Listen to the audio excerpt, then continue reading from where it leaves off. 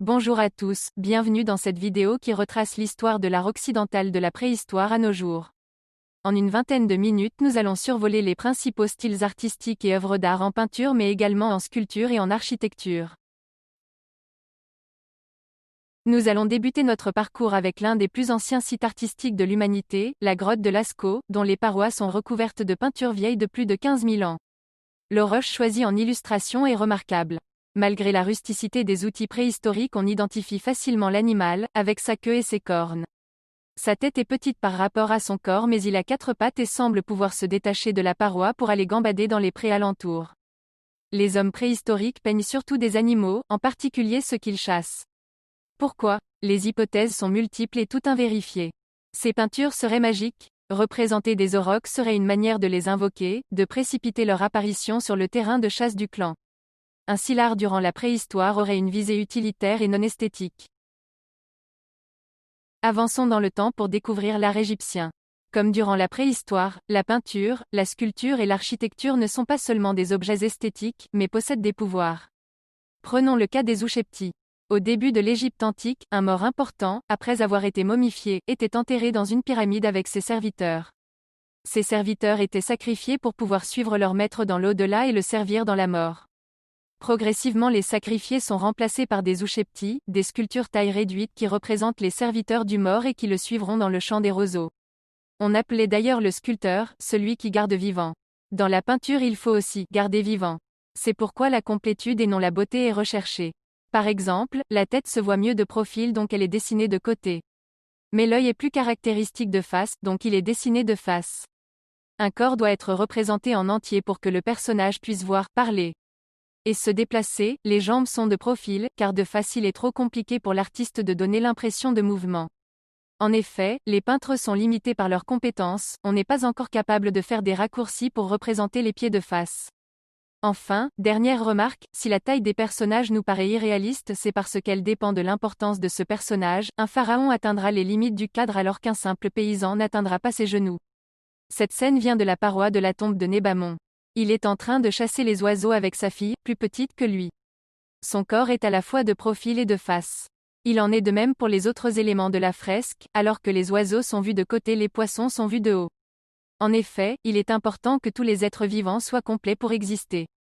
En conclusion, pour les Égyptiens respecter les traditions et les règles imposées par leurs prédécesseurs est nécessaire. C'est pourquoi leur style reste quasiment inchangé pendant presque 3000 ans. Arrêtons-nous quelques instants en Grèce antique, une période riche en découvertes et transformations esthétiques et stylistiques. Commençons par l'architecture. 3 styles vont se succéder et se superposer dans les temples et bâtiments hellènes. Tout d'abord le style dorique, simple, avec des colonnes massives et des chapiteaux peu décorés. Puis le style ionique. Les colonnes s'affinent et les chapiteaux sont davantage travaillés. Enfin le style corinthien, les sculpteurs vont mettre leur savoir-faire et leur audace dans des chapiteaux délicats, raffinés, décorés de feuilles d'acanthe. Le Parthénon trône encore fièrement sur l'acropole d'Athènes, avec ses colonnes de style dorique mais sans la frise des Panathénées, dispersées entre plusieurs musées. Le temple est un chef-d'œuvre de l'architecture antique, toujours majestueux malgré les dégâts du temps. Un système de correction optique donne l'illusion d'une verticalité et d'une horizontalité parfaite alors que marches, architraves et colonnes sont incurvées. La frise qui le décorait est composée de 92 métopes sculptées en haut-relief qui mettent en scène la procession en l'honneur d'Athéna, déesse tutélaire d'Athènes. Les détails des personnages et surtout le rendu du mouvement est exceptionnel et réaliste. Par exemple ici les chevaux des cavaliers se cabrent, les muscles des jambes des animaux rendent la scène réaliste, comme la précision des drapés des tenues des cavaliers. Le sculpteur le plus fameux de la Grèce antique est Phidias. Favori de Périclès, il travaille, entre autres, sur 2 statues monumentales chryséléphantines, recouvertes d'or et d'ivoire. La première, Zeus, était exposée à Olympie et la seconde, Athéna Parthénos, à l'acropole d'Athènes. Aujourd'hui disparues, ces œuvres inspiraient crainte et admiration face aux dieux. Voici 2 autres exemples de sculptures de la Grèce antique. L'une, la Vénus de Milo est une œuvre originale. L'autre, le discobole est une copie romaine. Remarquons le réalisme des corps et du drapé.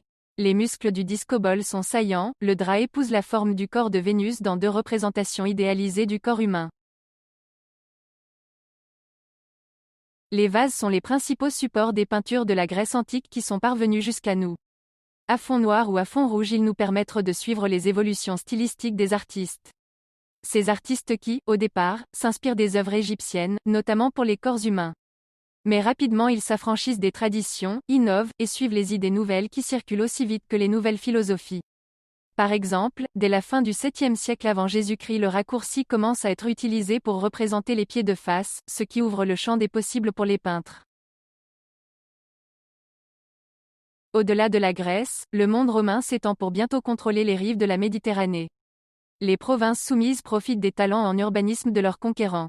Les aqueducs et les routes pavées se multiplient, facilitant ainsi le développement des villes et du commerce.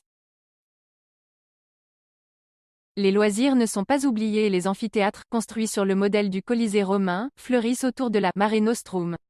Condensé des ordres grecs, le Colisée réunit le dorique, le ionique et le corinthien. Avec une capacité d'accueil de près de 50 000 spectateurs, c'est le plus grand amphithéâtre romain jamais construit. Toujours en architecture, les Romains ont diffusé l'usage des coupoles, dont le plus bel exemple est sans doute le Panthéon de Rome. L'art chrétien s'inspire à la fois de l'art grec, ici Pierre et Paul pourraient tout aussi bien être des philosophes grecs, et de l'art romain. Le lieu de culte chrétien, l'église est directement inspiré de la basilique civile romaine. C'est ce que nous constatons ici en comparant la basilique civile de Pompéi et la basilique chrétienne d'Apollonia. Toutes deux rectangulaires et disposant d'un atrium, une abside a simplement été ajoutée à la seconde pour accueillir le chœur. La basilique paléochrétienne est d'abord vide de toute statue, pour éviter les analogies avec la religion païenne. C'est d'ailleurs pour ça que ce n'est pas le temple romain qui sert de modèle au lieu de culte chrétien. La question des peintures va diviser les premiers chrétiens. Les Latins, sous l'impulsion de Grégoire le Grand, favorisent leur diffusion dans un but d'instruction, la majorité de la population ne sachant pas lire. Au contraire, les Grecs sont plutôt hostiles aux images car elles sont considérées comme sacrées et adorer Dieu à travers les images, c'est faire ce que font les païens. Cette interprétation explique la conservation des traditions dans l'art byzantin. En effet, les modèles sont saints, sacrés, il ne faut donc pas les modifier.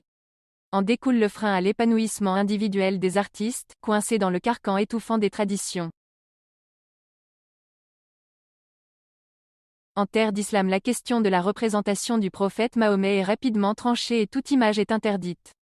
D'où le développement de la calligraphie, un art à part entière qui transforme les Corans en de véritables joyaux. Au Moyen Âge, le savoir et l'art passent aux mains de l'Église et des moines.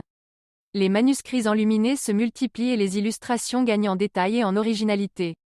Les premières majuscules des manuscrits se colorent, prennent la forme d'animaux exotiques, comme les singes ou les serpents, laissant libre cours à la virtuosité des illustrateurs. Sous Charlemagne, Raban-Maur va plus loin que la décoration de la lettrine, il réalise des carmina figurata, des poèmes qui prennent la forme d'un motif. Toutefois, la majorité des artistes carolingiens, comme leurs successeurs, restent fidèles à la tradition chrétienne, qu'ils améliorent tout en restant dans les cadres fixés par l'Église. Les mécènes demandent aux artistes de reproduire les œuvres du passé, pas d'innover. Les laïcs ne laissent pas totalement le monopole artistique à l'Église. La tapisserie de Bayeux, longue de 50 mètres, est une broderie qui retrace la conquête de l'Angleterre par les Normands. Œuvre de propagande qui vante les exploits de Guillaume le Conquérant. Peut-être, mais assurément un formidable outil pour l'historien grâce aux informations que la tapisserie donne sur l'armement des soldats et les champs de bataille médiévaux. On y trouve une des premières représentations de blasons, ces motifs permettant d'identifier les chevaliers. Les trois personnages à pied au centre de cette scène portent des boucliers blasonnés, qui leur permettent de distinguer les ennemis des amis dans la mêlée. Au Moyen Âge, le savoir et l'art passent aux mains de l'Église et des moines.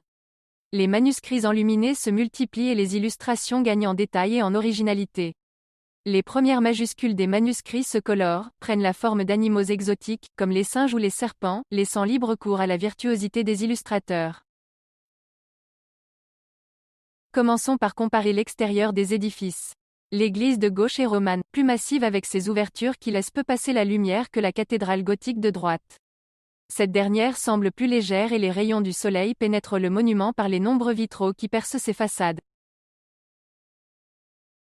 À l'intérieur, les arcs brisés gothiques remplacent les arcs en plein cintre roman. Ils permettent de répartir la charge des voûtes sur croisées d'ogives vers des piliers renforcés. Ainsi, les murs s'affinent et les vitraux se multiplient. Les sujets religieux deviennent un prétexte pour représenter des scènes de la vie quotidienne. Le livre d'heures du duc de Berry, réalisé par les frères Limbourg, est rempli d'illustrations de ce type, où le château de Vincennes dispute la vedette à des paysans qui travaillent au champ. Même le palais des papes à Avignon est recouvert de fresques profanes. Remarquons que sur ces œuvres la perspective n'est pas encore maîtrisée par les artistes. En Italie, le gothique flamboyant n'a que peu de renommée. Les artistes suivent leur propre voie et développent des innovations techniques et stylistiques qui font encore l'admiration du monde entier. Espacées de moins de 30 ans, les peintures de Cimabue, à gauche, et de Giotto, à droite, sont très différentes. Le second artiste s'est éloigné de la tradition, notamment en peignant un fond bleu et non or, qui ne symbolise plus le ciel céleste mais le ciel terrestre.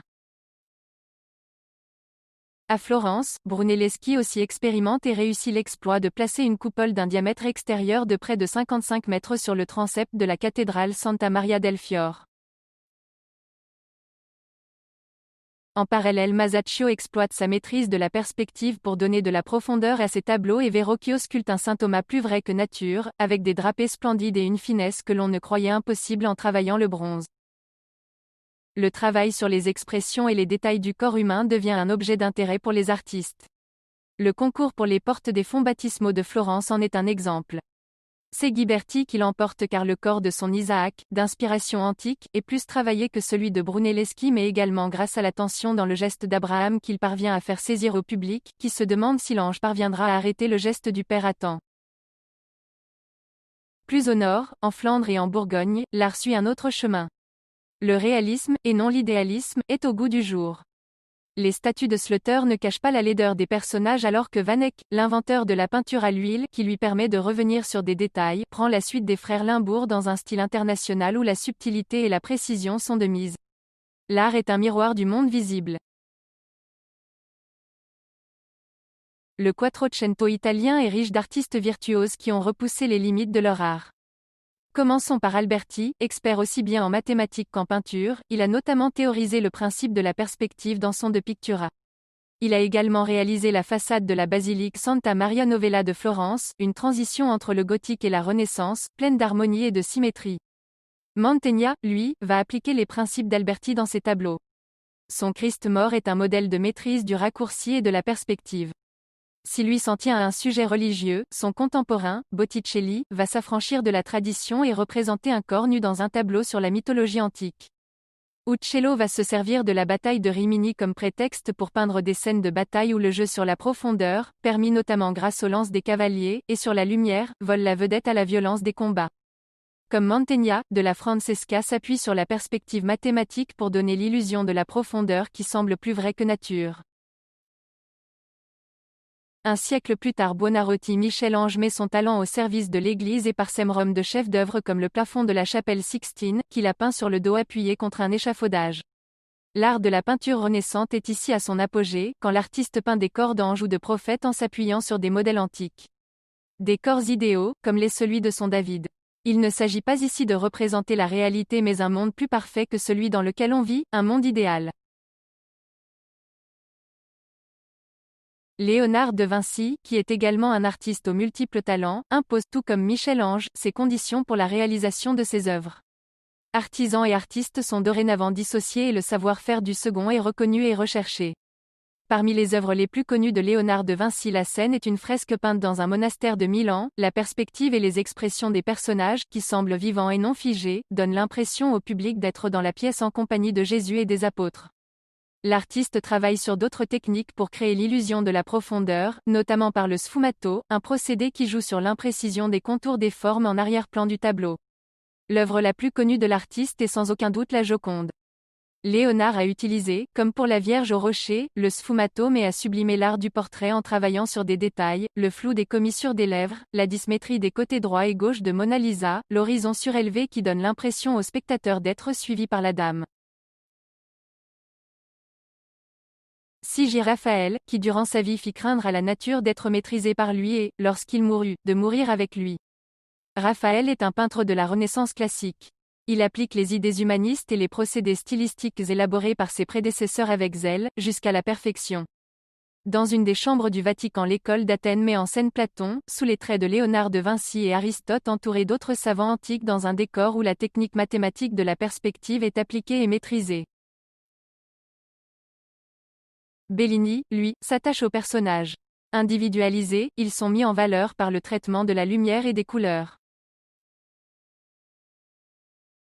Au nord de l'Italie, les artistes s'accaparent les innovations de leurs confrères du Sud et les adaptent à leur propre style.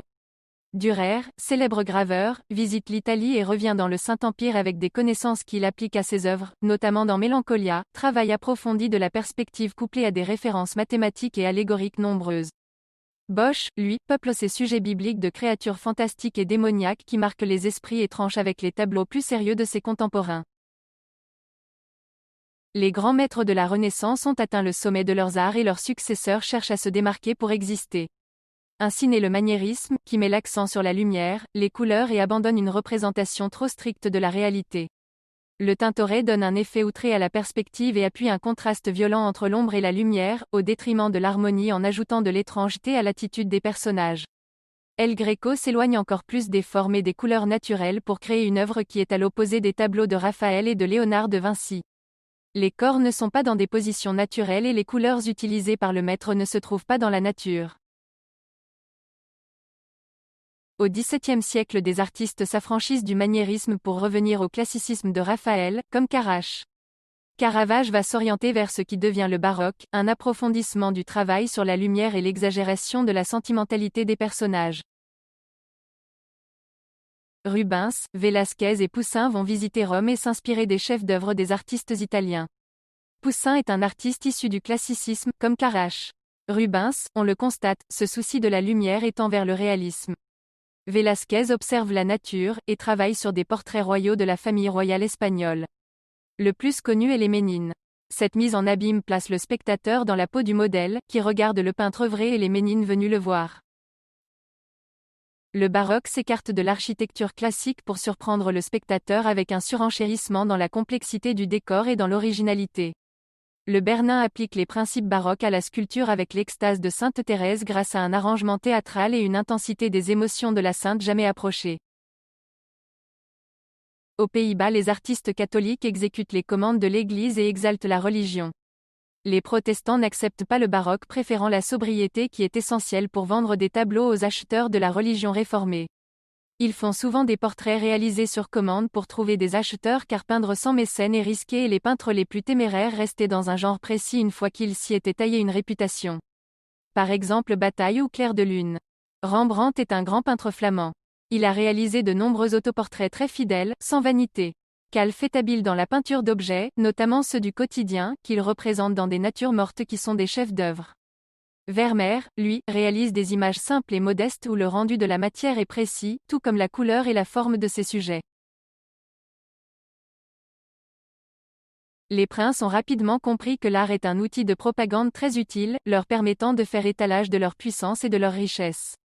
À Versailles, Louis XIV recrute les meilleurs architectes du royaume de France, comme Levau et Mansart, pour bâtir un château à la mesure du roi Soleil, aux proportions gigantesques qui le rapprochent du baroque.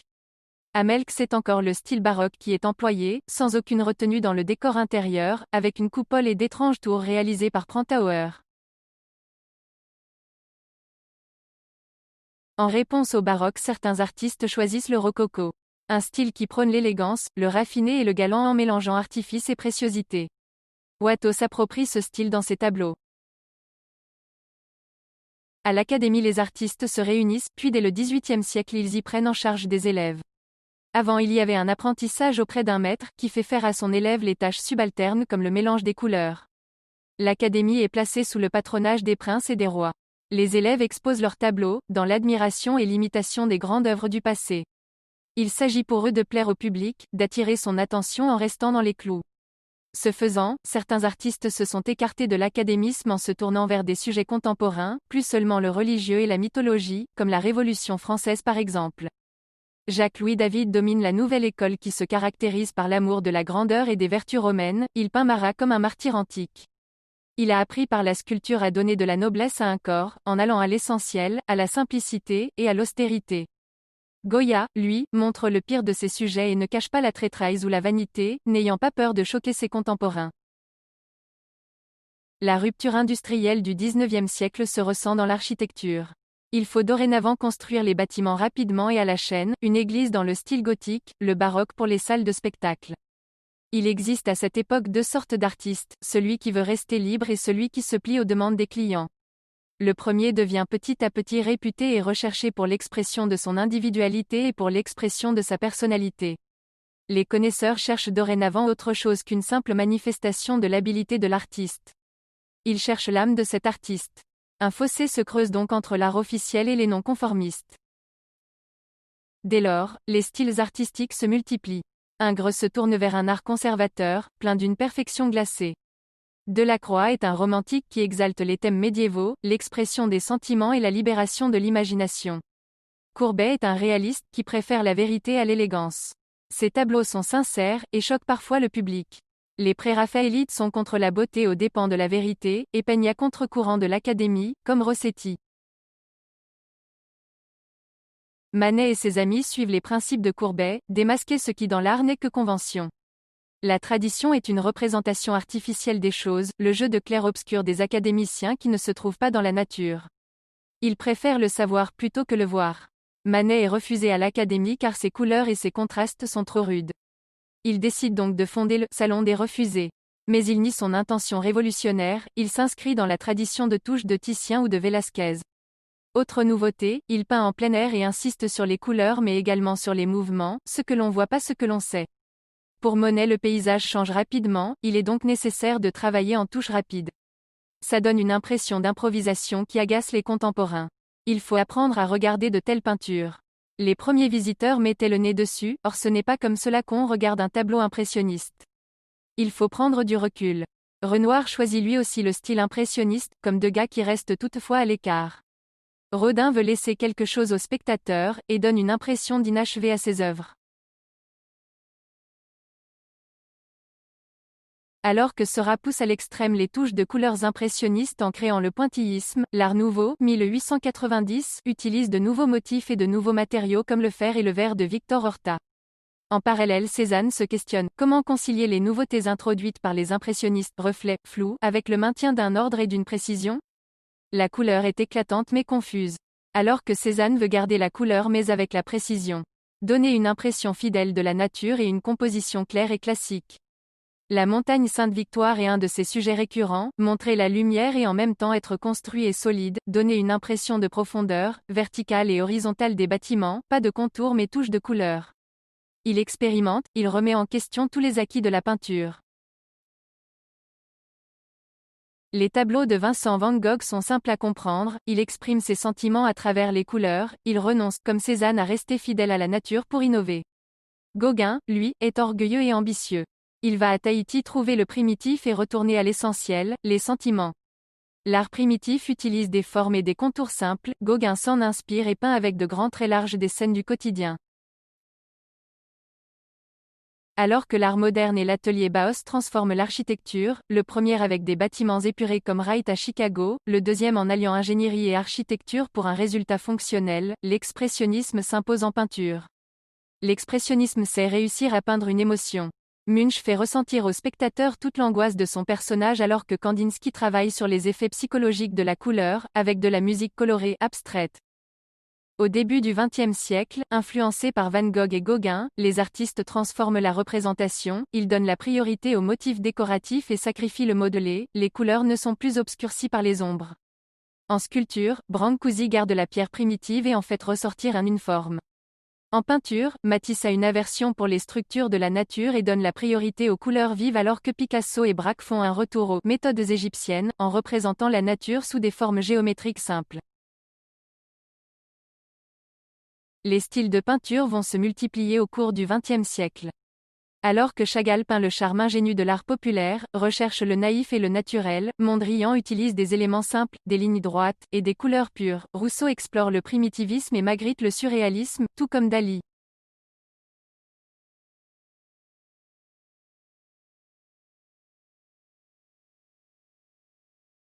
Duchamp, lui, est un dadaïste. Il cherche à tourner en dérision la solennité de l'art à travers des ready-made. Ici un pissotoir. Dans la deuxième moitié du XXe siècle, certains artistes portent une attention exclusive à la marque ou à la tache laissée par le pinceau. Pollock fait gicler de la peinture sur ses toiles en une action painting rapide et spontanée. Soulage, lui, donne une impression d'espace avec des lignes. Andy Warhol est un artiste du pop art qui utilise des images familières issues de la publicité ou de la bande dessinée dans ses œuvres. Il a notamment travaillé sur une série de portraits de Marilyn Monroe, alors au sommet de sa gloire. Aujourd'hui, l'art est encore en pleine évolution et se diversifie, les styles se mélangent et ne se suivent pas. Le land art fait de la nature sa toile, la photographie est partout alors que l'art povera veut revenir à l'essentiel. Beaucoup d'éléments n'ont pas été évoqués lors de cette vidéo, j'espère toutefois avoir présenté l'essentiel des courants artistiques et des œuvres. Merci pour votre attention. Et rappelez-vous, si l'historien de l'art a tendance à défendre tout ce que les gens de goût méprisent, il ne faut pas.